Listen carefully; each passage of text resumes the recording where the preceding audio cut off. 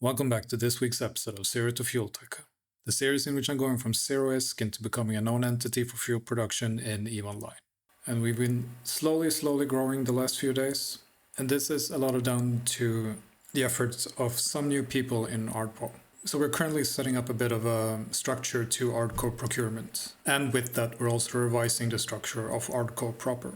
That will have me as the CEO and my VP, and then for ARDCO and ARDPO respectively, we'll have a director each. And under the ARDCO director will be the head of production. These will be the current head of AMAR. In ARDPO, we have a new recruit who has previously himself run a corporation of about 300 people as our new director. So he will take charge of the development together with me to get ARDPO off the ground. And we'll retain the previous structure where we will have a head of Galente, Caldari, and Minmatar. The current director will be the AMAR representative for now. We'll have to see if that might change down the line. And compared to how I previously did, where I set up a huge tree of titles and things that people could aspire to, now we're going to build from the other way. So I've identified this as the minimum structure that we need to keep things going. And down the line, if it gets too much for people, we can add further titles and further responsibilities. We can share the load a bit. But this will be the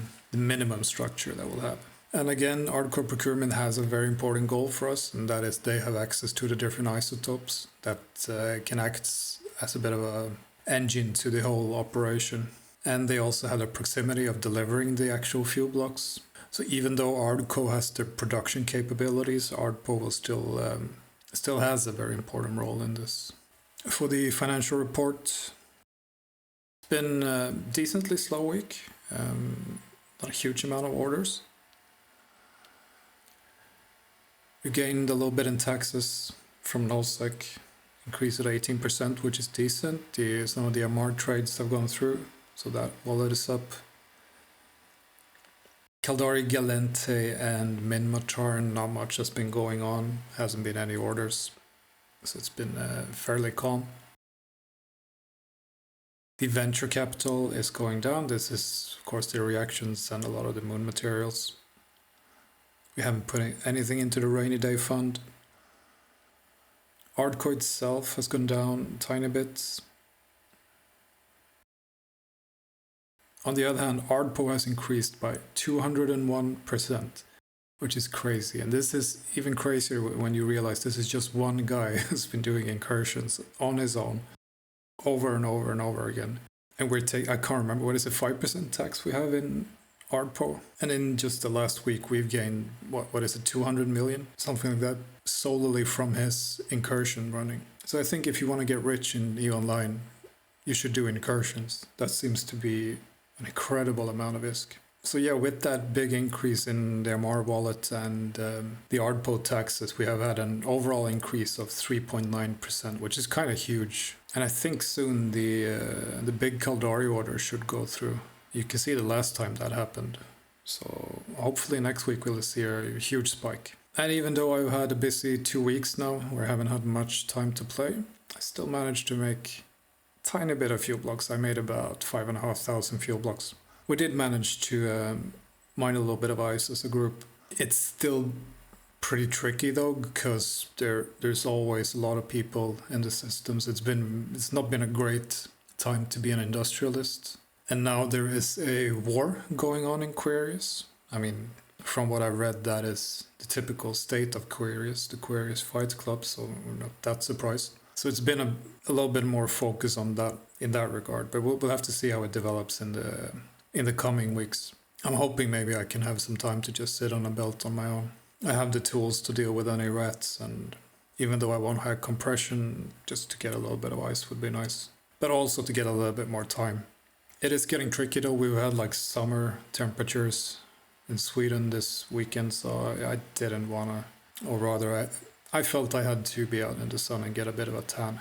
And regarding my aim to get into my interceptors, I'm slowly chugging along. I probably have the skills to actually go out and do it now. I've been training up a lot of the just basic gunnery skills. Soon I'll only have like level 4s and some level 5s. I think especially the high-speed maneuvering And maybe the navigation one would be nice. The spaceship command. But yeah, a lot of these level 2, level 3s I've been going through the last week. So I could probably do a job now. We'll have to see. Again, it's more of a time constraint that's been the issue. But if everything goes well, I'll soon be able to take it out and lose a couple of these and start learning. I guess one big part of this is also that I am playing on a shitty laptop, so I can't really. I feel like joining a bigger fight, I can barely fly in the main WOMP system, just if there's a lot of people. But in my apartment now, I'm starting to have some computer parts delivered, so I think maybe next week I'll actually have a proper computer I can play on, which will also allow me to actually record things in game. I can't even do that because it starts lagging so much on this poor little laptop, which means I can start recording when we're out mining or when we're doing things and get you a bit more of an insight into to just increase the visual presentation of this series as a whole, because it's been quite limited to my sort of PowerPoint updates that evolved into Claude helping me making updates. So if I can sprinkle in some actual in-game footage, I think that would be great. But yeah, again, a bit of a shorter episode. Of course, this is down to time restrictions on my part. But I can also feel a little bit of momentum growing, especially with ARDPO, which has taken up more of my time, the little time that I have. And it'll be interesting to see how it develops, because it's not set in stone exactly how we will do. We'll have to actually figure this out as we go along.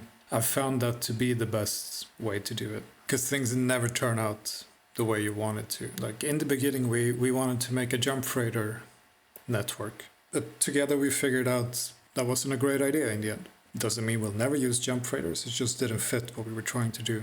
But that sort of whole thing of figuring out is quite enjoyable.